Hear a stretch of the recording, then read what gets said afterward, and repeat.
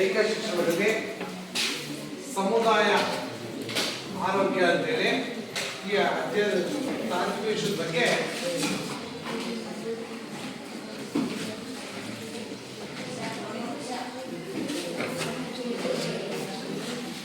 ಸಮುದಾಯ ಆರೋಗ್ಯ ಅಂತೇಳಿ ಈ ವಿಷಯದ ಬಗ್ಗೆ ಅಧ್ಯಯನ ಮಾಡೋಣ.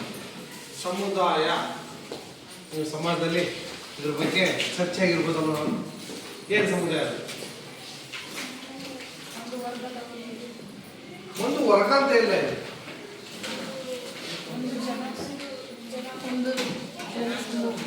ಸಮುದಾಯ ಜನಗಂತ ಒಟ್ಟು ಕುಟುಂಬ ಅಷ್ಟೇ. ನಮ್ಮ ಊರು ಒಂದು ಸಮಾಜ, ನಮ್ಮ ಶಾಲೆ ಒಂದು ಸಮಾಜ, ಸಮುದಾಯ.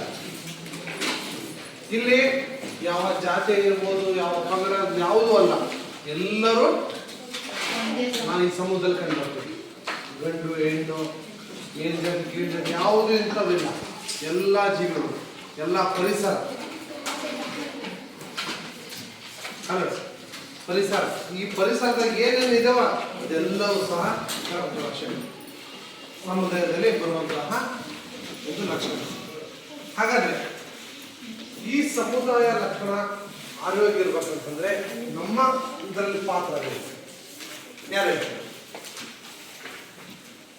ಅಷ್ಟೊಂದು ಬೇಡ. ನಿಮ್ಮ ಶಾಲೆ ಅಥವಾ ನಿಮ್ಮ ಊರು ಸ್ವಚ್ಛವಾಗಿರ್ಬೇಕು, ಒಳ್ಳೆ ಆರೋಗ್ಯವಾಗಿರ್ಬೇಕಂದ್ರೆ ಏನೇನು ಮಾಡ್ತೀರಿ ಹೇಳ್ತೀವಿ. ನಿಮ್ಮ ಊರು ಅಂತ ತಿಳ್ಕೊಳ್ಳಿ, ಸ್ವಚ್ಛತೆಯಲ್ಲಿ ಇರ್ಬೇಕು. ಸ್ವಚ್ಛತೆ ಅಂದ್ರೆ ಯಾವ ವಿಷಯದಲ್ಲಿ? ಒಳಚರಂಡಿ ವ್ಯವಸ್ಥೆ ಇರಬೇಕು, ಶೌಚಾಲಯಗಳನ್ನು ಬಳಸ್ಬೇಕು, ಹಸಿ ಕಸ ಒಣ ಕಸ ಡಿವೈಡ್ ಮಾಡ್ತೀವಿ. ಓಕೆ, ನೆಕ್ಸ್ಟ್ ಹೇಳಿ, ಚರ್ಚೆ ಮಾಡಿ. ಬುಕ್ಕಲ್ಲಿ ಏನಿಲ್ಲ, ಚರ್ಚೆ ಮಾಡಿ. ಪ್ಲಾಸ್ಟಿಕ್ ಬಳಕೆ ಕಡಿಮೆ. ಗಿಡಗಳನ್ನು ಬೆಳೆಸಬೇಕು. ಮನೆ ಸುತ್ತಮುತ್ತ ಗಿಡ ಮರಗಳನ್ನು ಬೆಳೆಸುವಂಥದ್ದು.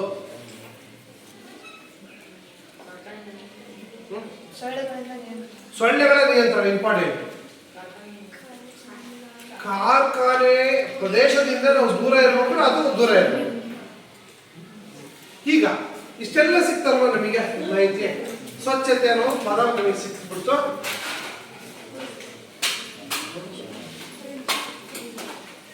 ಸ್ವಚ್ಛತೆ ಅನ್ನೋ ಪದ ಸಿಗ್ತದೆ. ಈಗ ನಾವು ನಮ್ಮ ಪರಿಸರದಲ್ಲಿ ಎರಡು ರೀತಿಯ ತ್ಯಾಜ್ಯಗಳು ಅಂತ ಕರಿತೀವಿ. ತ್ಯಾಜ್ಯಗಳು ಅಂತಂದ್ರೆ ವೇಸ್ಟ್ ಆಗಿರುವಂಥದ್ದು, ಉಪಯೋಗಕ್ಕೆ ಬಾರದೆ ಇರುವಂತಹ ವಸ್ತುಗಳು ನಾವು ತ್ಯಾಜ್ಯಗಳು ಅಂತ ಕರೀತಾರೆ. ಓಕೆನಾ? ಅದರಲ್ಲಿ ಎರಡು ವಿಧ. ಒಂದು ಘನರೂಪ, ಎರಡನೇದು ದ್ರವರೂಪ. ಘನರೂಪ ಮತ್ತು ದ್ರವರೂಪ ಅಂತ ಹೇಳಿ ನಾವು ಎರಡು ವಿಧವಾಗಿ ವಿಂಗಡಣೆ ಮಾಡೋಣ. ನಿಮಗೆ ಗೊತ್ತಿದ್ದಂಗೆ ದ್ರವರೂಪಕ್ಕೆ ಬರೋದಾದ್ರೆ ನಮ್ಮ ಸುತ್ತಮುತ್ತಲಲ್ಲಿ ಬರುವಂತಹ ಬೋರ್ವೆಲ್ಲು, ಬಾವಿ, ಚರಂಡಿ, ನಿಮ್ಮನೆ ನೀರು, ನಿಮ್ಮನೆ ಪಕ್ಕದಾಗಿರೋ ನಲ್ಲಿ ನೀರು, ಚರಂಡಿ ನೀರು, ಕೆರೆ ನೀರು, ಇವೆಲ್ಲವೂ ದ್ರವ ರೂಪಕ್ಕೆ ಬರುವಂಥ. ಘನ ರೂಪಕ್ಕೆ ಬರುವಂಥವು ಯಾವುವು? ಘನ ರೂಪಕ್ಕೆ ಬರುವಂಥದ್ದು ನೀವು ಮನೆಯಲ್ಲಿ ತರಕಾರಿ ಯೂಸ್ ಮಾಡ್ತೀರಾ, ಕೊಡ್ತೋಗಿರುತ್ತೆ, ತಗೊಂಡೋಗಿ ಬಿಸಾಕ್ತೀರ. ಇಲ್ಲ ನಿಮ್ಮನೆ ಪಕ್ಕದಾಗೆ ಕೃಷಿಗೆ ಸಂಬಂಧಿಸಿದ ಅನುಪಯೋಗ ವಸ್ತುಗಳು, ಕಾರ್ಖಾನೆಗಳು ಬಳಸಿ ಬಿಟ್ಟಂತಹ ವೇಸ್ಟ್ ಪದಾರ್ಥ, ಜೊತೆಗೆ ನಿಮ್ಮ ದನ ಕರು ಹಸು ಏನ್ ಸಗಣಿ ಇದೆಲ್ಲ ಆಗುತ್ತಲ್ಲ ಅದ ವೇಸ್ಟ್ ಪದಾರ್ಥ ಅಂತ ಕರೆಯೋಣ. ಅದು ಆಮೇಲೆ ಅದು ಯೂಸ್ ಆಗುತ್ತೆ, ಬೇರೆ ಮಾತು. ಈಗ ಅನುಪಯೋಗಕ್ಕೆ ಬರದೇ ಇರುವಂತಹ ಉಪಕರಣ, ಉದಾಹರಣೆ ಎಕ್ಸಾಂಪಲ್ಲು ಗ್ಲಾಸ್ ಹೊರದೋಗುತ್ತೆ, ಉಪಯೋಗ ಬರುತ್ತೆ ನಿಮಗೆ ಬರಲ್ಲ. ಅದು ಟುಕ್ ಹಿಡಿದಂತಹ ಡಬ್ಬಗಳು, ತಂತಿ, ರಾಡುಗಳು, ಕಬ್ಬಿಣ ಟುಕ್ ಹಿಡಿದವು ಅಷ್ಟೇ. ಅದು ಅದಕ್ಕೆ ಕ್ರಿಮಿಕೀಟಗಳು ಅಟ್ಯಾಕ್ ಮಾಡಿರ್ತವೆ. ನೀವು ಅಬ್ಸರ್ವ್ ಮಾಡಿ, ಜಂಗು ಅಥವಾ ತುಕ್ಕು ಅಂತ ಕರಿತೀವಲ್ಲ ಅಂಥ ವಸ್ತು ನಮಗೆ ಏನಾರ ಟಚ್ ಆಗಿ ಹೋಯಿದ್ರೆ ಅದರಿಂದ ಇನ್ಫೆಕ್ಷನ್ ಆಗುತ್ತೆ. ಇನ್ಫೆಕ್ಷನ್ ಆಗಿ ಕರ್ತ ನಿಮಗೆ ಬರುತ್ತೆ. ಫಸ್ಟ್ ಆಫ್ ಆಲ್ ನೀವು ಅಬ್ಸರ್ವ್ ಮಾಡಿ, ತುಕ್ಕು ಹಿಡಿದಂಥ ವಸ್ತು ನಮಗೆ ಚುಚ್ಚಿದ್ರೆ ಅಥವಾ ಕಡಿದ್ರೆ ನಮಗೆ ಕರ್ತ ಬರುತ್ತೆ. ಒಂದು ಎಕ್ಸಾಂಪಲ್ ಹೇಳ್ತೀನಿ. ಒಂದು ಅಮೆರಿಕ ದೇಶದಲ್ಲಿ ಆದಂತಹ ಒಂದು ಘಟನೆ. ಒಬ್ಬ ಹೆಣ್ಣು ಮಗಳು, ಅವಳು ರೂಪದರ್ಶಿ, ಹೇಳ್ತೀವಿ ಆಕ್ಟರ್ ಅಂತ ಕರೀತಾರೆ. ಆಕ್ಟರ್ ಅಂತಿದ್ದಾಗೆ ಸಾಮಾನ್ಯವಾಗಿ ಸೌಂದರ್ಯಕ್ಕೆ ಮಾರೋದು ಸಹಜ. ನೀವು ನೋಡ್ತಾ ಇದ್ದೀರ, ಅವರು ಎಲ್ಲೂ ಸಹ ನಮ್ಮ ದೇಹದಲ್ಲಿ ಒಂದು ಕಲೆ ಇರೋದಕ್ಕೂ ಅವ್ರು ಇಷ್ಟಪಡೋದು. ಅವಕ್ಕೆಲ್ಲ ಅಷ್ಟು ಸರ್ಜರಿ, ಪ್ಲಾಸ್ಟಿಕ್ ಸರ್ಜರಿ, ಅದು ಏನೇನೋ ಮಾಡ್ಕೊಂಡು ಟ್ರೀಟ್ಮೆಂಟ್ ಮಾಡ್ತಾರೆ. ಅನಿವಾರ್ಯ ಕಾರಣದಿಂದ ಇದು ನಾನು ರಿಯಲ್ ಆಗಿ ಓದಿರೋಂಥ ಘಟನೆ. ಅವತ್ತು ಅವತ್ತಿನ ಕಾಲದಲ್ಲಿ ಈಗೆಲ್ಲ ಮಾಡಿ ಸ್ಪ್ರೇ ಏನೇನೋ ಬಂದರೆ ಕೂದಲನ್ನ ರಿಮೂವ್ ಮಾಡೋಕ್ಕೋಸ್ಕರ ಬಳಸುವಂಥ ವಸ್ತು ಬ್ಲೇಡ್ ಅಂತ ಕರಿತೀವಿ ನಾವು. ಆ ಬ್ಲೇಡಿನಿಂದ ಅವಳು ಈ ಕೂದಲನ್ನ ರಿಮೂವ್ ಮಾಡೋ ಟೈಮಲ್ಲಿ ಏನಾಯಿತು, ಎಮರ್ಜೆನ್ಸಿಗೆ ಸಿಗಿಲ್ ಉದ್ದೇಶಕ್ಕೆ ಒಂದು ಟುಕ್ಕಿಡದಂತಹ ಬ್ಲೇಡನ್ನು ಯೂಸ್ ಮಾಡಿ ಶೇವ್ ಮಾಡ್ಕೊಳ್ತಾಳೆ. ಅದೇನಾಗುತ್ತೆ, ಅನ್ಎಕ್ಸ್ಪೆಕ್ಟೆಡ್ ಆಗಿ ಗಾಯ ಆಗುತ್ತೆ. ಒಂದು ಕಡೆ ಗಾಯ ಆದಮೇಲೆ ಆ ಕಡೆ ಕೇರ್ ಮಾಡಲಿಲ್ಲ, ನೆಗ್ಲೆಕ್ಟ್ ಮಾಡಿದ್ದು. ಅದು ದಿನಕ್ಕೂ ಸ್ವಲ್ಪ ಗಾಯ ಆಯಿತು, ದೊಡ್ಡದಾಯ್ತು. ಬಿಡೋ ಅದೇನು ಮಾಡುತ್ತೆ ಅಂತ ಹೋದರೆ ಕಾಲಕ್ರಮೇಣ ಆ ಕಾಲೇ ಕಟ್ ಮಾಡುವಂಥ ಪರಿಸ್ಥಿತಿ ಬರುತ್ತೆ. ಅಂದರೆ ಸರ್ ದುಃಖದ ಒಂದು ಬ್ಲೇಡ್ ಅಪ್ಲೋಡ್, ಒಂದು ಬ್ಲೇಡಿಗೆ ಇಷ್ಟೊಂದು ಆಯ್ತಾ ಆಗುತ್ತೆ ಅರ್ಥ. ಅದಲ್ದರೆ ಈಗ ಅದಕ್ಕೆ ಇನ್ನೊಂದು ಉದಾಹರಣೆ ಕೊಡ್ತೀನಿ. ಈಗ ಶುಗರ್ ಗ್ಯಾಂಗ್ರೀನ್ ಅಂತ ಬರ್ತದೆ. ಗಾಯದಲ್ಲಿ ಸಾಕು, ಅದು ಬೇಗ ಮಾಯಲ್ಲ, ಅದು ಸ್ವಲ್ಪ ಹೋಗಿ ಸಾಯುತ್ತೆ. ಆ ಥರನಾಗಿ ಅದು ಕಾಲ ಕಟ್ಟಾಗುತ್ತೆ, ಒಳ್ತಿತ್ತಂತ ಕಾಲ. ಅಂದರೆ ಯಾವುದೋ ರೂಪದಲ್ಲಿ ಆ ಬ್ಲೇಡಲ್ಲಿರುವಂತಹ ವಿಷಕಾರಿಕ ಅಂಶ ನಮ್ಮ ದೇಹದಲ್ಲಿ ಹೋಗ್ಬಿಟ್ಟು ದಿನ ಸ್ಪ್ರೆಡ್ ಆಗ್ತಾ ಅದು ಗೊತ್ತೇ ಆಗಲಿಲ್ಲ ಅಂತ. ಒಂದು ಚೆನ್ನಾಗೇ ಇದ್ದಾಳೆ ಬಿಡು, ಗಾಯ ಆಗಿದೆ ಹೋಗುತ್ತೆ ಅಂತ ಕ್ರೀಮ್ ತಗೊಳ್ತಾ ಇದ್ದಾಳೆ, ಹಚ್ಕೊಂತ ಇದ್ದಾಳೆ. ಅದು ಕಾಲಕ್ರಮೇಣ ಅದು ಒಳಗೆ ಹುಳ ಕೊಯ್ಕೊಂತ ಹೋಗ್ತಾ ಇದೆ. ಒಂದ್ಸ ಯಾಕೋ ಕಾಲು ಭಾಳ ಶೇಕ್ ಆಗ್ತಿದೆ ಅಂತ ಹಾಸ್ಪಿಟ್ಲಿಗೆ ಹೋದಾಗ ಈ ಸಮಸ್ಯೆ. ಅಂದರೆ ಸ್ವಲ್ಪ ಎಚ್ಚರಿಕೆ, ಹುಷಾರ. ನಾವು ಪದ ಹೇಳ್ತೀವಲ್ಲ, ನಾವು ನೋಡಿ ಏನು ಮಾಡ್ತೀವಿ, ಬೇಗ ಉಗುರು ತಗೊಂಬರು ಅಂತ ಹೇಳ್ತೀವಿ. ಹೋಗ್ತೀರಾ, ನಮ್ಮ ಅಪ್ಪ ಅಮ್ಮ ಯಾರೋ ಬೇಡ ಕರ್ಕೊಂಡಿರೋದು ಕಟಿಂಗ್ ಶಾಪಲ್ಲಿ ಹೋಗ್ತೀರಾ, ಶೆಟ್ಟಿಗೆ ಕೊಡ ಅಂತೇಳಿ ಇಸ್ಕೊಂಡು ಬ್ಲೇಡ್ ತಗೊಂಡಿಲ್ಲ. ಮಧ್ಯಾಹ್ನ ನೇಲ್ ಕಟ್ ಅಂತ ಇರಲಿಲ್ಲ, ಕಡಿಮೆ ಬ್ಲೇಡನ್ನು ಒಯ್ಕೊಂತೀವಿ, ಇನ್ಕ್ಲೂಡಿಂಗ್ ನಾವು ಸಹ. ಅದು ಗೊತ್ತಾಗ್ತಿರ್ಲಿಲ್ಲ, ಒಯ್ಕೊಂಬಿಡ್ತೀವಿ ಸ್ವಲ್ಪ ಹಿಂದೆ ಮುಂದೆ. ನೋಡಿ ಇವತ್ತು ಭಯಾನಕ ಕಾಯಿಲೆಗಳಿದ್ದಾವೆ, ಗೊತ್ತಾಗಲ್ಲ. ಹೋಗ್ತೀವಿ, ಯಾವುದೋ ಒಂದು ಬ್ಲೇಡ್ ತಗೊಂತೀವಿ. ಊರಲ್ಲಿ ಯಾವ ಒಂದು ಪೇಷಂಟ್ ಇದೆ, ಕ್ಯಾನ್ಸರ್ ಪೇಷಂಟ್ಸ್ ಇದೆ, ಅವನಿಗೆ ಕ್ಷಯ ರೋಗ, ಸ್ತನ ರೋಗ ಇರೋಂಥ ಪೇಷಂಟು, ಏಡ್ಸ್ ಇರೋಂಥ ಪೇಷಂಟು. ಗೊತ್ತಾಗಲ್ಲ ನನಗೆ, ಯಾರು ನನಗೆ ಇದೆ ಅಂತಲೂ ಯಾರು ಹೇಳ್ತಾರಲ್ಲ. ಅವ್ರು ಯೂಸ್ ಮಾಡಿರೋ ಬ್ಲೇಡು ಅಥವಾ ಇನ್ನೇನೋ ತಗೊಂತೀವಿ, ಹೋಗ್ತೀವಿ, ಬೇಗ ಉಗುರು ಕಟ್ ಮಾಡ್ಕೊತೀವಿ, ಇಲ್ಲ ಏನೋ ಕೆಲಸ ಮಾಡ್ಕೊಂತ ತಗೊಂಡೋಗ್ತೀವಿ. ಅದು ಅನ್ಎಕ್ಸ್ಪೆಕ್ಟೆಡ್ ನಮಗೆ ಬಂದ್ಬಿಡುತ್ತೆ. ಆ ರೋಗ ಅಷ್ಟು ಹೇಳ್ತಾರೆ. ಇನ್ನೊಂದು ಉದಾಹರಣೆ ನಾನು ಎಷ್ಟು ಕ್ಲಾಸ್ ಅಂತೀನಿ. ಹೀಗೆ ನಾವು ಘನ ಮತ್ತು ದ್ರವ ಅಂತ ರೂಪ ಯೂಸ್ ಮಾಡ್ತೀವಿ. ದ್ರವ ರೂಪಕ್ಕೆ ನೀರಿನ ಅಂಶ ಏನಿರುತ್ತೋ ಅದು ಚರಂಡಿ ನೀರಾಗಿರ್ಬೋದು, ಕಾಕಲ್ಲಿ ನೀರಾಗಿರ್ಬೋದು, ಬಚ್ಚಲ ಮಣ್ಣು ನೀರಾಗಿರ್ಬೋದು, ಪಾತ್ರೆ ತೊಳೆಯುವಂಥ ನೀರಾಗಿರ್ಬೋದು.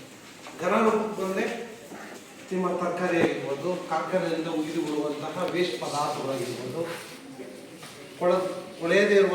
ಕೊಳೆಯುವಂತಹ ಪದಾರ್ಥಗಳು, ತರಕಾರಿ ವಗೇರ ಕೃಷಿ ಸಂಬಂಧಿಸಿದ ವಸ್ತುಗಳಾಗಿರ್ಬೋದು. ಇವೆಲ್ಲ ಘನರೂಪಕ್ಕೆ ಸಂಬಂಧಿಸಿದೆ. ಇಂಥ ವಸ್ತುಗಳನ್ನು ನಾವು ಘನರೂಪದ ತ್ಯಾಜ್ಯಗಳು ಅಥವಾ ದ್ರವ ರೂಪದ ತ್ಯಾಜ್ಯಗಳು ಅಂತ ಕರಿತೀವಿ. ಇನ್ನು ಇದು ಸಿಂಪಲ್ ಆಗಿ ನಾವು ಏನು ಮಾಡ್ಬೋದಪ್ಪ ಹಾಗಾದರೆ ಮೆಥಡ್ಸು. ಘನರೂಪಕ್ಕೆ ವಸ್ತುಗೆ ಏನು ಮಾಡ್ಬೋದು, ದ್ರವ ರೂಪಕ್ಕೆ ವಸ್ತುಗೆ ಏನು ಮಾಡ್ಬೋದು ಎಕ್ಸಾಂಪಲ್ ಶಿಷ್ಯರು ಹೊಡೆದ ಗ್ಲಾಸ್ಗಳಿದಾವೆ, ಏನು ಮಾಡ್ತೀರಾ? ಶಿಷ್ಯರು ಆದರೆ ಚಲ್ತಿ ನಾವು ತಗೊಂಡು ಹೋಗ್ತಾರೆ, ಹೋಗೋರೆ ಬಿಸಾಕ್ ಹೋಗಂತೀವಿ. ನಾವೇನು ಮಾಡ್ತೀವಿ? ತಗೊಂಡೋಗಿ ಎಲ್ಲ ಕಡೆ ಬಿಸಾಕ್ಬಾರ್ದು. ಅವುಗಳನ್ನ ಸಾಧ್ಯವಾದಷ್ಟು ಸ್ವಲ್ಪ ಗುಂಡಿ ತೆಗೆದು ಮುಚ್ಚಿ. ಅದು ಕೊಳೆಯುವಂಥ ವಸ್ತು ಅಲ್ಲ, ಹಾಗಾಗಿ ಸ್ವಲ್ಪ ಗುಂಡಿ ತೆಗೆದು ಅದರಲ್ಲಿ ಮುಚ್ಚ. ಡಬ್ಬ ಮೀನ್ಸ್ ಮತ್ತೆ ಎಣ್ಣೆ ತಗೊಂಡ್ಬರ್ತೀವಿ, ಈಗಲೂ ಬರ್ತಾವೆ ಟಿನ್ನು ವಗೇರ ಯಾವುದೋ ಬರುತ್ತೆ ಡಬ್ಬಗಳು, ಅವು ಅಷ್ಟೇ, ಅವು ಜಂಗಿ ಹಿಡಿದಿರ್ತಾರೆ. ಆ ವಸ್ತುಗಳು ಅಷ್ಟೇ. ಕೊಳೆಯುವಂಥ ವಸ್ತುಗಳು ನೀವು ತಿಪ್ಪೆಗೆ ಹಾಕಿದ್ರೆ ಕೊಡ್ದು ಬಿಡ್ತಾರೆ. ಆದರೆ ಒಳದೇ ಇರುವಂತಹ ವಸ್ತುಗಳು ಏನು ಮಾಡ್ಬೇಕಂದ್ರೆ ಆಳವಾಗಿ ಸ್ವಲ್ಪ ಮುಂದೆ ತಂದು ಅದಕ್ಕೆ ಮುಚ್ಚಿ, ಅದು ಸೇಫ್ಟಿ. ಈ ಎಕ್ಸಾಂಪಲ್ ನಾನು ಶೀಶೆ ಅಂದರೆ ಡಬ್ಬಗಳು ಹೇಳಿದೆ. ಇನ್ನು ಕಾಗದ, ಚಿಂದಿ, ಉರಿಯುವ ವಸ್ತುಗಳಿದ್ರೆ ಬೆಂಕಿ ಹಾಕಿ ಸುಡ್ಬೋದು. ಈಗ ನಿಮ್ಮಲ್ಲಿ ಇರುತ್ತಲ್ಲ ಪೇಪರ್ಸ್ಗಳು, ಅವ್ನು ಬೇಕಿದ್ರೆ ಬೆಂಕಿ ಇಟ್ಟು ಸುಡ್ಬೋದು. ಅದು ತಗೊಂಡೋಗಿ ಹಾಕಿದರೆ ಅದು ಕೊಳೆಯುತ್ತೆ ಕಾಲ. ಇಷ್ಟೆಲ್ಲ ನಮ್ಮಲ್ಲಿರುವಂಥ ಸವಲತ್ತುಗಳನ್ನ ನಾವೇ ಬೆಳೆಸ್ಕೊಂಡು ಅನಾಥಗಳನ್ನು ಆಗದಂತೆ ತಡೆಗಟ್ಟಿ ನಮ್ಮನೆ ವಸ್ತುಗಳಾಗಿರ್ಬೋದು ಅವನ್ನೆಲ್ಲ ಸರಿಯಾಗಿ ನೀಟಾಗಿ ಜೋಡಿಸ್ಕೊಂಡಿದ್ರೆ ಏನೂ ಸಮಸ್ಯೆ. ಈಗ ನಮಗೆ ಗೊತ್ತಿರುತ್ತೆ ಅದು ಅಪಾಯ ಅಂತೇಳಿ, ಆದ್ರೂ ಸಹ ನಾವು ಅಧ್ಯಯನ ಮಾಡ್ತೀವಿ. ಅಲ್ಲಿ ಹೋಗ್ತಾ ಇರ್ತೀವಿ, ಒಂದು ಬಾಟ್ಲಿ ಬಿದ್ದಿರ್ತೀವಿ, ಇಷ್ಟು ಚೆನ್ನಾಗಿತ್ತು ಕಲ್ತ್ಕೊಂಡು ಹೋಗ್ತೀವಿ, ಅದು ಒಡೆದೋಗುತ್ತೆ. ನಾವೇ ಓಡಾಡ್ತೀವಿ, ಗೊತ್ತಾಗಲ್ಲ, ತುಳಿತೀವಿ. ಅದು ಒಂದಲ್ಲ ಒಂದು ರೂಪದಲ್ಲಿ ನಮಗೆ ಇನ್ಫೆಕ್ಷನ್ ಆಗಿ ಇನ್ನೊಂದು ಯಾವುದೋ ರೂಪದಲ್ಲಿ ಸುಮ್ಮನಿರಲ್ಲ. ಹೋಗ್ತಿರೋ ಯಾವುದೋ ಒಂದು ಕೊಳಕಿರುತ್ತೆ ಅಂತಂದು ಯಾವುದೋ ಒಂದು ಊಟ ಹೋಗ್ತೀವಿ, ಮುಟ್ರೆ ಒಳ್ಳೇದು. ಆದರೆ ಹುಷಾರಾಗಿರ್ಬೇಕು ಅಷ್ಟೇ, ಕೇರ್ಫುಲ್ ಆಗಿದ್ದರೆ ಏನು ಸಮಸ್ಯೆ ಆಗುತ್ತೆ ಅಂತ. ಇಷ್ಟು ಈ ಘನ ರೂಪದ ಮತ್ತು ದ್ರವ ರೂಪದ ತ್ಯಾಜ್ಯಗಳ ನಿರ್ವಹಣೆ ಮಾಡಬೇಕಾಗುತ್ತೆ. ಹಾಗಾದರೆ ಸಾಮಾನ್ಯವಾಗಿ ನಿಮಗೆ ನಿಮ್ಮ ಊರಲ್ಲಿ ಈ ದ್ರವ ರೂಪದಲ್ಲಿರುವಂತಹ ನೀವು ದಿನನಿತ್ಯ ಕಂಡುಕೊಳ್ಳುವಂಥ ವಸ್ತುಗಳು ನೋಡ್ತಾ ಹೋದರೆ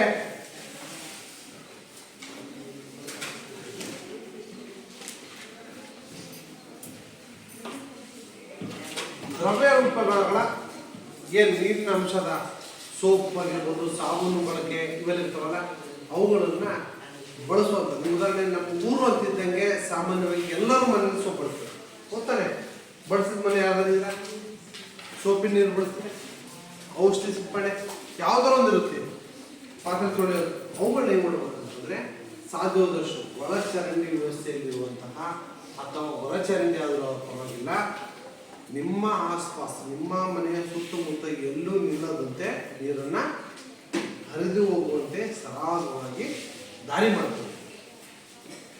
ನಿಮ್ಮನೆ ಆಸ್ಪಾಸ್ ಚರಂಡಿ ತಪ್ಪು ಗುಂಡಿಗಳಿದ್ರೆ ಮುಚ್ಚಿಬಿಟ್ಟು ಸಾಧ್ಯವಾದಷ್ಟು ವಾರಕ್ಕೊಮ್ಮೆ, ತಿಂಗಳಿಗೊಮ್ಮೆ ನಿಮ್ಮ ಗ್ರಾಮ ಪಂಚಾಯತ್ಗಳಲ್ಲಿ ವಿಸಿಟ್ ಮಾಡಿ, ನಮ್ಮಲ್ಲಿ ಸೊಳ್ಳೆ ಜಾಸ್ತಿ ಆಗಿದೆ, ನಮಗೆ DDT ಅಥವಾ ಔಷಧಿ ಸಿಂಪಡಣೆ ಮಾಡಿ ಅಂತೇಳಿ ಒಂದು ಲೆಟ್ರ್ ಕೊಡಿ, ಅವ್ರು ಬಂದುಬಿಟ್ಟು ಔಷಧಿ ಸಿಂಪಡಣೆಯನ್ನು ಮಾಡ್ತಾರೆ. ಫಸ್ಟ್ ಆಫ್ ಆಲ್ ನೀವುಗಳು ನಿಮ್ಮ ಮನೆ ಸ್ವಚ್ಛವಾಗಿರ್ಕೊಂಡ್ರೆ ನಿಮ್ಮನ್ನು ನೋಡ್ಕೊಂಡು ಅವ್ನು ಕಲಿತಾನೆ, ಅವ್ನು ನೋಡ್ಕೊಂಡು ಅವ್ನು ಕಲಿತಾನೆ, ಅವ್ನು ನೋಡ್ಕೊಂಡು ಅವ್ನು ಕಲಿತಾನೆ. ಹೀಗೆ ಇಲ್ಲಿರುವಂಥ 100 ಮಕ್ಕಳು ಒಬ್ರು ಪಕ್ಕ ಒಬ್ರು ಮನೆ ವಿಸಿಟ್ ಮಾಡಿದಾಗ ನೋಡೋದು, ಇವ್ರ ಮನೆ ಎಷ್ಟು ಚೆನ್ನಾಗಿ ಇಟ್ಕೊಂಡಿರಂತ ನಾನು ಖುಷಿ ಪಡ್ತೀನಿ, ಇವ್ರು ನೋಡ್ಬಿಟ್ಟು ಇವಳು ಹಿಂಗೆ ಸ್ಪೆಕ್ಟ್ ಆಗ್ತಾ ಹೋಗೋದು ವಿಷಯ ಆಗ್ತಾ ಏನೇನು ಹೆಚ್ಚು ಕಡಿಮೆ 100 ವಿದ್ಯಾರ್ಥಿಗಳು ಅಂದರೆ 100 ಮನೆ ಹೋಗ್ತಾನೆ, 100 ಮನೆಗಳು ಶುಚಿವಾಗಿರ್ತವೆ.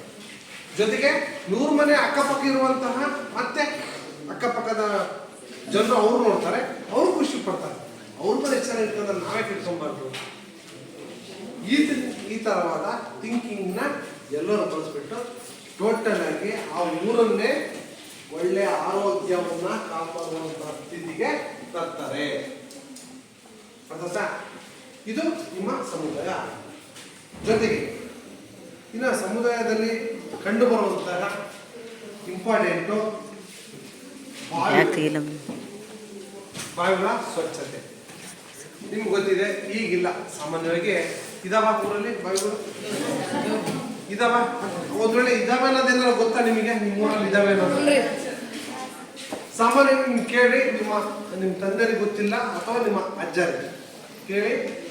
ಅವಾಗೆಲ್ಲ ಕುಡಿಯುವ ನೀರಿಗೋಸ್ಕರ ಬಾವಿಗಳನ್ನ ಯೂಸ್ ಮಾಡ್ತಾ ಇದ್ದಾರೆ ಅಲ್ವಾ? ಕುಡಿಯುವ ನೀರಿಗೋಸ್ಕರ ಬಾವಿಗಳು ಯೂಸ್ ಮಾಡಿ ಅಲ್ಲಿ ಹೋಗ್ಬಿಟ್ಟು ಹಗ್ಗ ಕಟ್ಬಿಟ್ಟು ನೀರನ್ನು ತಂದು ಮನೆಗೆ ಆಹಾರ ಸೇವನೆಗೋಸ್ಕರ ಅಥವಾ ಸ್ವಚ್ಛತೆಗೋಸ್ಕರ ಬಳಕೆ ಮಾಡ್ತಾ ಇದ್ವಿ. ಇದು ಏನಾಗ್ತಾ ಇದೆ ಅಂತಂದ್ರೆ ಇಡೀ ಊರಲ್ಲಿ 1, 2, 3 ಇರೋವು ಅಲ್ಲಿ ಹೋಗ್ಬಿಟ್ಟು ಸೇರ್ಕೊಂಡ್ಬಂದು ನಮಗೆ ಸ್ವಚ್ಛತೆಯ ನೀರು ಸಿಗ್ತದೆ.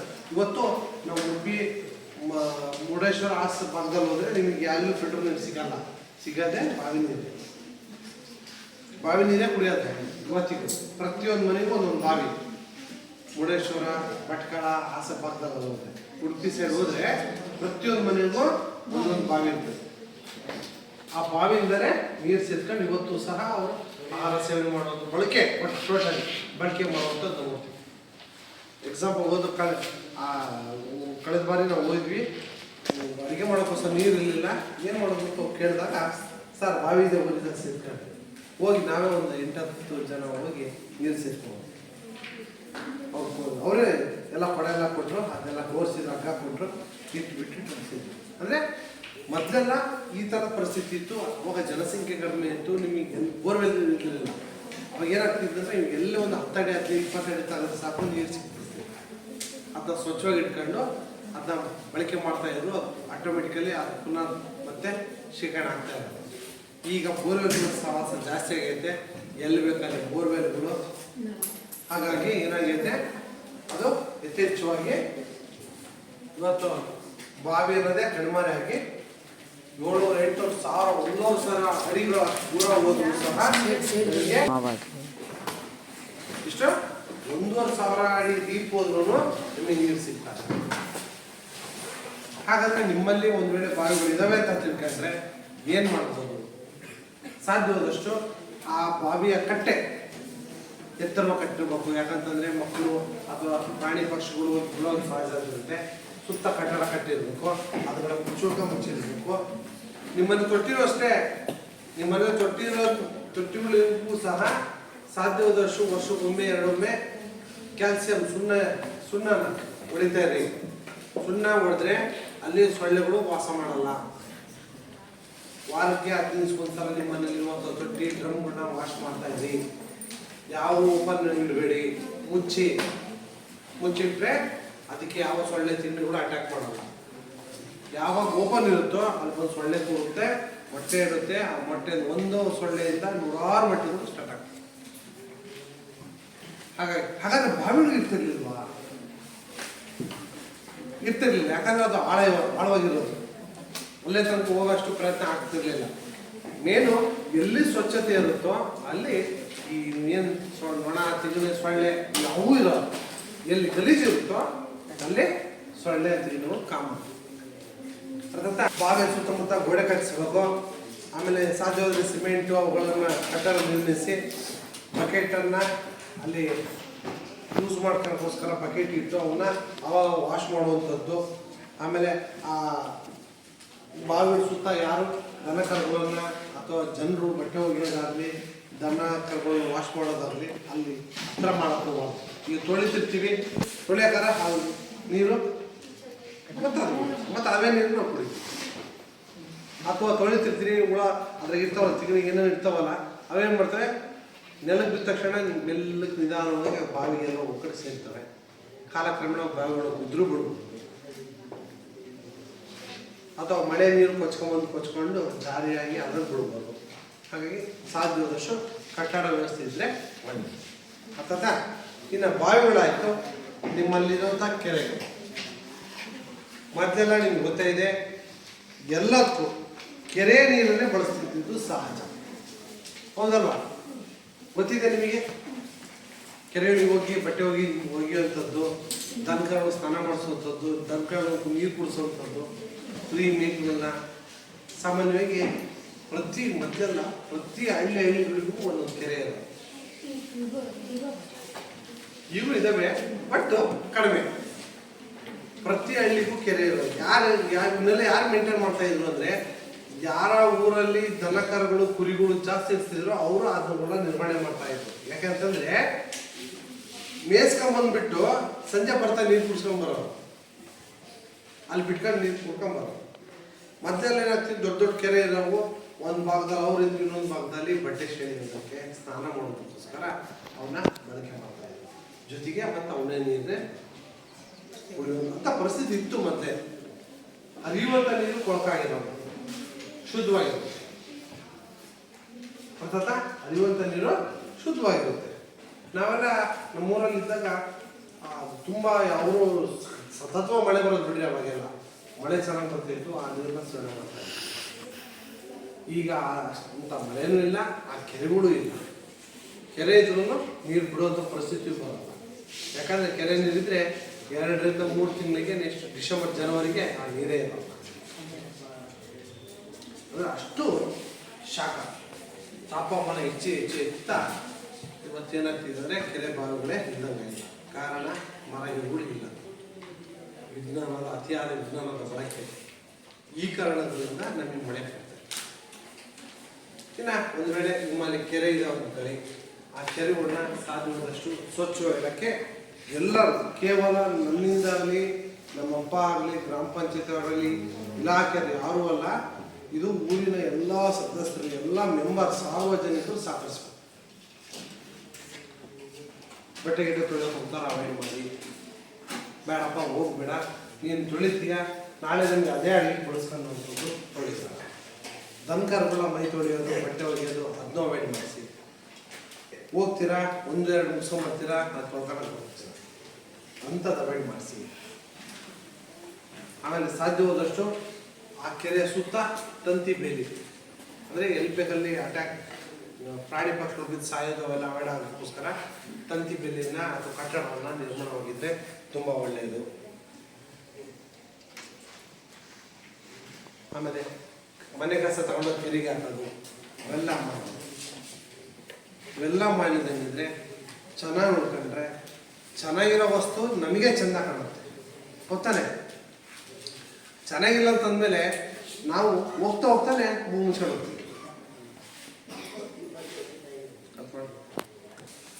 ಈ ಕೆರೆಗಳನ್ನು ಸಾಧ್ಯವಾದಷ್ಟು ನಾವು ಮಲಿನವಾಗದಂತೆ ನಾವು ನೋಡ್ಕೊತ ಹೋದರೆ ನಾವು ಅವನ್ನ ಬಳಕೆ ಮಾಡಬಹುದು.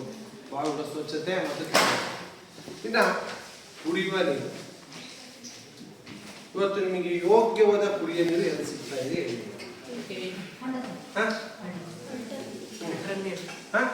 ಫಿಲ್ಟರ್ ನೀರು,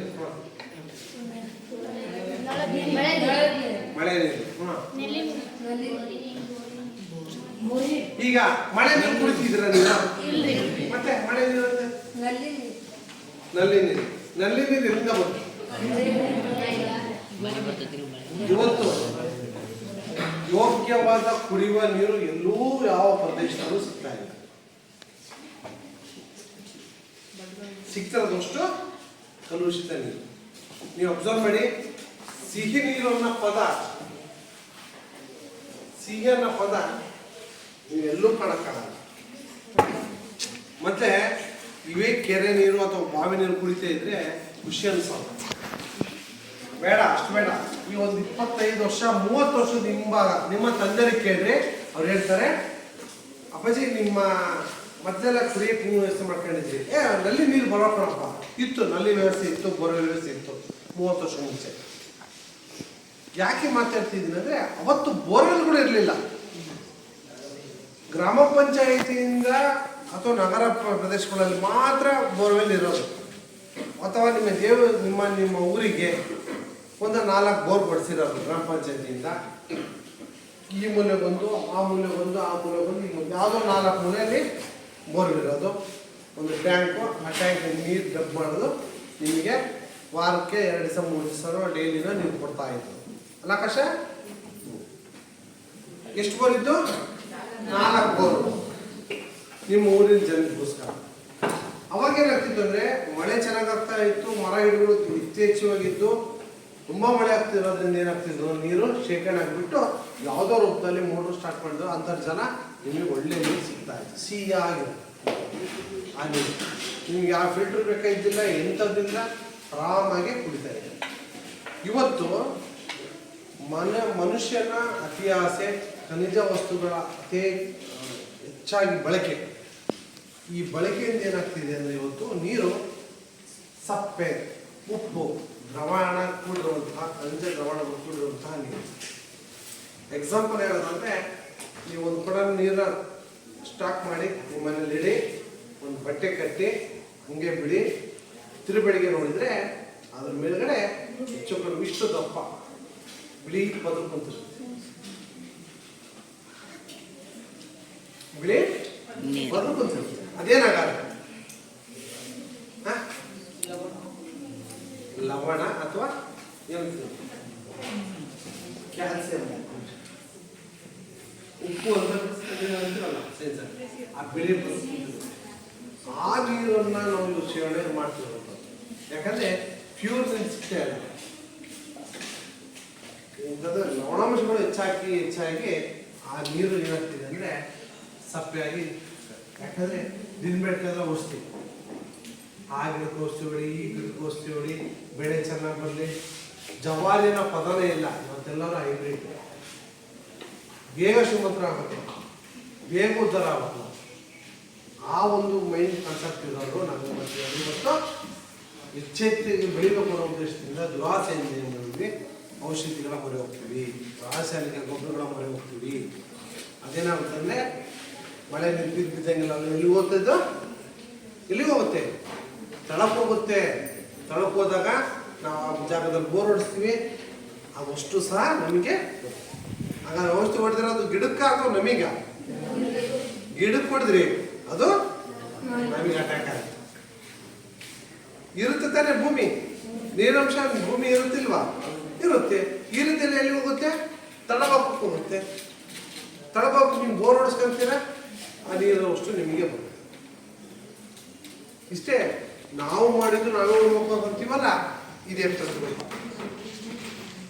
ಈ ತರನಾಗಿ ನಾವು ಅವತ್ತು ಸಿಕ್ಕಂತಹ ಒಂದು 30 ವರ್ಷದ ಹಿಂಭಾಗದಲ್ಲಿ ಸಿಕ್ಕಂತಹ ನಿಮಗೆ ಸಿಹಿ ನೀರು ಇವತ್ತು ನಿಮಗೆ ಸಿಗಲ್ಲ. ನೀರೇ ಸಿಗ್ತಾ ಇಲ್ಲ. ಫಸ್ಟ್ ಆಫ್ ಆಲ್ ನೀರೇ ಸಿಗ್ತಾ ಇಲ್ಲ ಅಂತ. ಸಿಹಿ ನೀರಲ್ಲಿ ಸಪ್ಪೆ ನೀರಲ್ಲಿ ಅಷ್ಟು ಕಡಿಮೆ ಆಗ್ತಾಯಿದೆ. ಹಾಗಾದ್ರೆ ನಾವು ಸಾಧ್ಯವಷ್ಟು ಕುಡಿಯೋ ನೀರನ್ನ ಬಳಕೆ ಮಾಡ್ಬೇಕಂದ್ರೆ ಏನು ಮಾಡ್ಬೇಕು? ನಿಮಗೆ ಗೊತ್ತಿದೆ, ಇವತ್ತು ಪ್ರತಿ ಊರಿಗೆ 1-2 ಗಂಟೆಗೆ ನಾವು ಫಿಲ್ಟರ್ ನೀರು ಟ್ಯಾಂಕ್ ಅಂತ ಬಂದಾಗ, ಈಗ ಅದು ಎಷ್ಟು ಮಟ್ಟಿಗೆ ಅದು ಆರೋಗ್ಯನೋ ಅನಾರೋಗ್ಯನೋ ಗೊತ್ತಿಲ್ಲ, ಏನೋ ಅದು ಅಭ್ಯಾಸ. ಈಗ ಫಿಲ್ಟರ್ ನೀರು ಒಂದು ಖುಷಿ. ಈಗ ಮೊದಲೆಲ್ಲ ಕೆಲಸಗಾರರಿಗೆ ಒಂದು ಕೊಡ ನೀರು ತಗೊಂಡು ಕೊಟ್ಟರೆ ಸುಮ್ಮನೆ ನಿಮಿಷ ಕುಡಿಯೋರು. ಇವತ್ತು ಅಣ್ಣ ಫಿಲ್ಟರ್ ನೀರು ತಂದಿರಾ ಅಂತ ಕೇಳ್ತಾರೆ, ಫಿಲ್ಟರ್ ನೀರು ತಂದಿರಾ ಅಂತ ಕೇಳ್ತಾರೆ. ಅಣ್ಣ ಕುಡಿಯಲ್ಲ ಕಣ ನಾವು ಅಂತಾರೆ. ಅಂದರೆ ಎಷ್ಟು ಮಟ್ಟಿಗೆ ಬದಲಾಗಿದೆ ಅನ್ನೋ ಕಾಲ. ಅದು ಆ ಫಿಲ್ಟರ್ ನೀರು ಎಷ್ಟು ಪ್ರಭಾವ ಆಗುತ್ತೆ. ಯಾರೋ ಹೇಳ್ತಾ ಇದ್ರು, ಈ ಫಿಲ್ಟರ್ ನೀರು ಯೂಸ್ ಮಾಡ್ತಿದ್ದಲ್ಲ, ಇವುಗಳಿಂದ ನಮಗೆ ಮೂಳೆಗಳಿಗೆ ನೋವು ಬರುತ್ತೆ, ಮೂಳೆಗಳು ಸವೆತ ಜಾಸ್ತಿ ಆಗುತ್ತೆ, ನೋವು ಬರುತ್ತೆ ಅನ್ನೋ ಒಂದು ರೀಸನ್ ಇದೆ. ಅದು ನಾವು ಯಾರು ಬಿಡ್ತಾ ಇಲ್ಲ. ನೀರನ್ನ ಬಿಸಿ ಮಾಡಿ ಹಾಲು ಕುಡಿದ್ರೆ ಎಷ್ಟು ಚೆಂದ ಇರುತ್ತೆ, ಆದ್ರೆ ಯಾರು ಕುಡಿಯಕ್ಕೆ ಹೋಗಲ್ಲ. ಏನು ಮಾಡ್ತೀವಿ? ಫಿಲ್ಟರ್ ನೀರು ಈಗ 20 ರೂಪಾಯಿ ಲೀಟ್ರ್ ಕೊಟ್ಟು ಆಗಲೇ ಕುಡಿತೀವಿ, ಸಾದಾ ನೀರು ಕುಡಿಯಲ್ಲ. ಈ ಒಂದು ಏನಿದೆ ಮೈಂಡ್ ಸೆಟಪ್ ಅಂತ, ನಮ್ಮ ಮೈಂಡ್ ಸೆಟಪ್ ಫಿಕ್ಸ್ ಆಗ್ಬಿಟ್ಟಿದೆ. ಫಿಲ್ಟರ್ ನೀರು ಕುಡಿಯೋ ನೀರೇ, ನಿಮ್ಮಲ್ಲಿ ಸಿಗುವಂಥ ನಲ್ಲಿ ನೀರೇ ಕುಡೀರಿ. ನಿಮಗೆ ಬೇಡ ಅನಿಸಿದ್ರೆ ಆ ನೀರನ್ನು ಚೆನ್ನಾಗಿ ಕುದಿಸಿ ಆರಿಸಿ ಹಿಡ್ಕೊಂಡು ಕುಡಿ. ಆರೋಗ್ಯಕ್ಕೆ ಒಳ್ಳೆಯದು, ಎಲ್ಲದಕ್ಕೂ ಒಳ್ಳೆಯದು. ಫಿಲ್ಟರ್ ನೀರು ಅಂತ ಹೋದರೆ ಒಂದು ದುಡ್ಡು ಹೋಗುತ್ತೆ, ಜೊತೆಗೆ ನಮ್ಮ ಆರೋಗ್ಯನೂ ಕೆಡು. ಇರೋ ನೀರನ್ನೇ ಶುದ್ಧವಾಗಿ ಕುದಿಸ್ಕೊಂಡ್ರೆ ಎಂಥದ್ದು ಏನೂ ಆಗಲ್ಲ. ಅದೇ ಸ್ವಲ್ಪ ಟೇಸ್ಟ್ ಹೋಗುತ್ತೆ, ಆದರೆ ನಾಟ್ ಗುಡ್. ಆರೋಗ್ಯದ ದೃಷ್ಟಿಯಿಂದ ತುಂಬ ಒಳ್ಳೆಯದು ಆಗುತ್ತೆ. ಓಕೆನಾ? ಎಷ್ಟು ನಾವು ಪರಿಸರದ ಜೊತೆಗೆ ಎಷ್ಟು ಮಟ್ಟಿಗೆ ಹೊಂದಾಣಿಕೆ ಮಾಡ್ಕೊಂಡು ಸ್ವಚ್ಛವಾಗಿರ್ತೀವೋ ಅಷ್ಟೇ ಒಂದು ಒಳ್ಳೆಯ ಪರಿಸರವನ್ನು, ಒಳ್ಳೆಯ ವಾತಾವರಣ ಪರಿಸರವನ್ನು ಇಟ್ಕೊಳುತ್ತೆ. ಯಾಕೆ ಮರಗಳನ್ನ ಗಿಡ ಮರಗಳನ್ನ ಬೆಳೆಸಿ ಅಂತ ಹೇಳ್ತೀವಿ? ಇದೇ ಉದ್ದೇಶ. ನಾವು ಇವತ್ತೇ ಮಾಡ್ತೀವಿ, ದುಡ್ಡು ಬರಲಿ, ದುಡ್ಡಿನ ಸಿಕ್ಕಿ ತೆಗೆದು ಮರ ಹಾಕ್ತೀವಿ. ತೆಗೆದು ಮರ ಹಾಕ್ತೀವಿ. ಈ ತೆಗೆದ ಮರ ಒಂದು ಮರ ಇತ್ತಂದ್ರೆ ಅಲ್ಲಿ ಹೆಚ್ಚು ಕಡಿಮೆ 20-25 ಅಡಿ ಸುತ್ತಮುತ್ತ ಏನು ಗಿಡ ಬೆಳೆಯೋದು ಅಂದರೆ ಆ ನೀರಿನ ಅಂಶ ಅಷ್ಟು ಎಳೀತೀವಿ. ಎಳೆದು ಇದು ಬೆಳೀತಾ ಹೋಗ್ತೀವಿ. ಆದರೆ ದುಡ್ಡಿನ ಪರ್ಪಸ್ಸು, ಹಣದ ದುರಾಸೆಯಿಂದ ನಾವು ತೆಗೆದ ಮರ. ಮೊದಲೆಲ್ಲ ನಿಮ್ಮ ಹೊಲದ್ದು ಬದಲಾಯಿಸಿದ್ರಲ್ವ, ಪ್ರತಿಯೊಂದು ಹೊಲದಲ್ಲಿ ಒಂದೊಂದು ಬೇವಿನ ಮರ, ಹೊಂಗೆ ಮರ, ಮುಳ್ಳಿ ಮರ, ಇಂತೆಂಥ ಮರಗಳು ಇರೋ. ಇವತ್ತು ಹಿಂಗೆ ಕಣ್ಣು ಬಿಟ್ಟರೆ ಎಲ್ಲೂ ಕಾಣಲ್ಲ. ಏನು ಕಾಣುತ್ತೆ? ಮಠ ಬಯಲು. ಎಲ್ಲೂ ಹುಡುಕಿದ್ರು ಒಂದು ಮರ ಸಿಗಲ್ಲ. ಒಂದು ಮರ ಇತ್ತಂದ್ರೆ ಸರ್ ಮಳೆ ಅಡ್ಡಾಗುತ್ತೆ ಸರ್, ನಾನು ಫಸಲು ಕಡಿಮೆ ಆಗುತ್ತೆ ಅಂತ ಬಿಟ್ಟರೆ ಅದರಿಂದ ಎಷ್ಟು ಅನುಕೂಲ ಆಗ್ತದೆ ಅನ್ನೋದು ನನಗೆ. ಒಂದು ಮರದಿಂದ ಒಂದು ಕುಟುಂಬ ಸೇಫ್ ಆಗುತ್ತೆ, ಸಂಪೂರ್ಣವಾಗಿ ಸೇಫ್ ಆಗುತ್ತೆ ಒಂದು ಮರದಿಂದ. ಒಂದು ಮರ ಇರಲ್ಲ, 100 ಜನ ಕಾಪಾಡುತ್ತೆ ಒಂದು ಮರ ಬೇಕಾದ್ರೆ. ಆ 100 ಜನದ ಒಂದು ಊಟ ಆ ಒಂದು ಮರ ತಗೊಂತಾರೆ. ನೀವು ಬಿಡುವಂಥ ಇಂಗಾಲದಲ್ಲಿ ಆಹಾರವಾಗಿ ಪಡ್ಕೊಂಡು ಅದು ನಿಮಗೆ ಶುದ್ಧವಾದ ಆಕ್ಸಿಜನ್ ಕೊಡ್ತೀವಿ, ನೆರಳು ಕೊಡುತ್ತೆ. ಅದು ಖುಷಿನೇ ಬೇರೆ. ಮನೆ ಪಕ್ಕ ಒಂದು ಮರ ಇದೆ ಅಂತಂದ್ರೆ ಅದು ಖುಷಿನೇ ಬೇರೆ. ಆರಾಮಾಗಿ ಹೋಗಿ ಟೈಮ್ ವೇಸ್ಟ್ ಮಾಡಿದ್ರೆ ಬೇಜಾರು ಅನ್ಸ್ದಾಗ ಅಲ್ಲಿ ನೆಲ ಹೋಗ್ತದೆ, ಅಥವಾ ಏನೋ ಒಂದು ಕಟ್ಟನ ಹಾಕೊಂಡು ಅದೊಂದು ಮಂಚ ಹಾಕೊಂಡು ಅಲ್ಲಿ ಬದುಕುತ್ತೆ. ಎಷ್ಟು ಖುಷಿ ಅನಿಸುತ್ತೆ. ನಮ್ಮ ಬೇಸಿಗೆಯಲ್ಲಿ ನಿಮ್ಮ ರಕ್ಷಣೆ ಮಾಡುತ್ತೆ. ಆದರೆ ನಾವಂಥ ರಕ್ಷಣೆ ಮಾಡುವಂಥ ಮರನೇ ನಾವು ಕಡಿದು ಇವತ್ತು ನಮ್ಮ ಸ್ವಾರ್ಥ ಜೀವನಕ್ಕೋಸ್ಕರ ನಾವು ಇಲ್ಲ, ಇವತ್ತು ಎಲ್ಲೂ ನೋಡೋಕ್ಕಾಗ್ತಾ ಇಲ್ಲ. ಅರ್ಥ ಆಯ್ತಾ ಪಾಠ? ಎಲ್ಲ ನೋಡಿದ್ಯಾ? ತ್ಯಾಜ್ಯಗಳು ಆರೋಗ್ಯ, ಸಮುದಾಯ ಆರೋಗ್ಯ ಅಂದರೆ ಎಲ್ಲ ನಿಮ್ಮ ಆರೋಗ್ಯಕ್ಕೆ ಸಂಬಂಧಿಸಿದ್ದು. ತ್ಯಾಜ್ಯಗಳಲ್ಲಿ 2 ವಿಧ, ಒಂದು ಘನರೂಪ ಮತ್ತು ದ್ರವರೂಪ. ಘನರೂಪ ಅಂತಂದರೆ ಏನು ಹಸಿ ತರಕಾರಿ, ಕೃಷಿ ಸಂಬಂಧಿಸಿದ್ದವು, ಕಾರ್ಖಾನೆ ಸಂಬಂಧಿಸಿದ ವೇಸ್ಟ್ ಪದಾರ್ಥಗಳು. ದ್ರವರೂಪ ಅಂತಂದರೆ ಸಾಬೂನು, ಮನೆ ಬಟ್ಟೆ ಹೊಡೆದಂಥ ಸಾಬೂನು ನೀರು, ಕಾರ್ಖಾನೆ ಬಳಸಿಬಿಟ್ಟಂತಹ ನೀರು, ಚರಂಡಿ ನೀರು, ಇವೆಲ್ಲವೂ ನಾವು ಜೊತೆಗೆ ಕೆರೆಗಳ ಸ್ವಚ್ಛತೆ, ಬಾವಿಗಳ ಸ್ವಚ್ಛತೆ, ಕುಡಿಯುವ ನೀರು ಹೇಗಿರಬೇಕು, ಅವುಗಳ ಬಗ್ಗೆ ಚರ್ಚೆ ಮಾಡಿ. ಏನಾದ್ರು ಇದೆಯಾ? ನಿಮ್ಮ ಮನೆಗಳಲ್ಲಿ ಒಂದೊಂದು ಮರ ಬೆಳೆಸ್ಕೊಂತೀರಿನ ಸಾಧ್ಯವಾದಷ್ಟು ಬೆಳೆಸಿ. ಅದು ನಿಮ್ಮನ್ನು ಕಾಪಾಡುತ್ತೆ. ನಿಮಗೆಲ್ಲ, ನಿಮ್ಮ ತಂದೆ ತಾಯಿ, ನಿಮ್ಮ ಮಕ್ಕಳು, ನಿಮ್ಮ ಮರಿ ಮಕ್ಕಳು ಎಲ್ಲರಿಗೂ ಸಹ ಅದು ಕಾಪಾಡುತ್ತೆ. ಒಂದು ಮರ ಹಂಗಂತೇಳಿ ತೆಗೆದ ಮರ ಹಾಕೊಂಡು ತೊಂಬೇಡಿ. ಸರ್ ಹೇಳಿದ್ರು ಮರ ಅಂತೇಳಿ ನಾನು ತೆಗೆದ ಮರ ಹಾಕೊಂತಿದ್ರಲ್ಲ, ವಿಧವಾಗಿ ಆಗ್ತದೆ. ವಿಧವಾಗಿ ಒಬ್ಬ ಬೇವಿನ ಮರ ಹಾಕಿದ್ರು, ಇನ್ನೊಬ್ಬ ಹಲಸಿನ ಮರ ಹಾಕ್ತಾರೆ, ಇನ್ನೊಬ್ಬ ಹುಣಸೆ ಮರ ಹಾಕ್ತಾರೆ. ಇದು ಯಾಕಪ್ಪ ಅಂತಂದ್ರೆ ವಿವಿಧತೆ ಇದ್ರೆ. ಹಂಗಂತೇಳಿ ಸಹ ಅಡಿಕೆ ಬೆಳೆದ ಅಡಿಕೆ ಹಾಕಿರ್ತಾರೆ ಜಾಸ್ತಿ, ಒಂದು ಸೈಡಲ್ಲಿ ಅಡಿಕೆ ಮರ ಅಲ್ವಾ ಸರ್? ಹಂಗಾದ್ರೆ ಮಳೆ ಜಾಸ್ತಿ ಬರಬೇಕಲ್ಲ ಸರ್, ಅಲ್ವಾ? ಇದೊಂದು ರೀಸನ್. ಆದರೆ ವಿಧವಾಗಿರ್ಬೇಕಂತೆ. ವಿಧವಾಗಿದ್ರೆ ಆ ಕಾಡಲ್ಲಿ ನೋಡಿ, ಒಂದು ಕಾಡು ಅಂತಿದ್ರೆ ಒಂದೇ ನಮೂನೆ ಮರಗಳಿದ್ದಾವೆ. ಎಲ್ಲರೂ ಎಷ್ಟು ನಮೂನೆ ಇದೋ ಗೊತ್ತಿಲ್ಲ, ಎಷ್ಟು ನಮೂನೆ ಗೊತ್ತಿಲ್ಲ. ಎಲ್ಲಿ ಕಾಡು ಇರುತ್ತೋ ಅಲ್ಲಿ ಹೆಚ್ಚು ಮಳೆ ಬಿದ್ದೇ ಬಿಡುತ್ತೆ. ಅದು ಕಾಮನ್. ಅದು ಯಾಕಂದರೆ ವಿವಿಧವಾದ ಮರಗಳು ಇರ್ತವೆ, ಗುಡ್ಡ ಬೆಟ್ಟಗಳು ಇರ್ತವೆ. ಹಾಗಾಗಿ ಮಳೆ ಹೆಚ್ಚಾಗಿ ಬಿದ್ದೇ ಬಿಡುತ್ತೆ. ಎಲ್ಲಿ ಮರಗಳು ಇಡೋದು ಅಲ್ಲಿ ಮಳೆ ಕಡಿಮೆ. ಬಂಜಾರ ಭೂಮಿ ಅಥವಾ ಬರಗಾಲ ಅಥವಾ ಮರುಭೂಮಿ ಅಂತ ಕರಿತೀವಿ ಅಲ್ವಾ? ಹೌದಾ? ಓಕೆ, ಎಲ್ಲ ಸಹಕರಿಸಿದಂಥ ನಿಮ್ಗೆಲ್ಲರಿಗೂ ಧನ್ಯವಾದ.